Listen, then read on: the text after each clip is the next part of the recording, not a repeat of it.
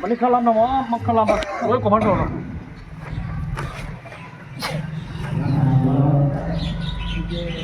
Emas man pay.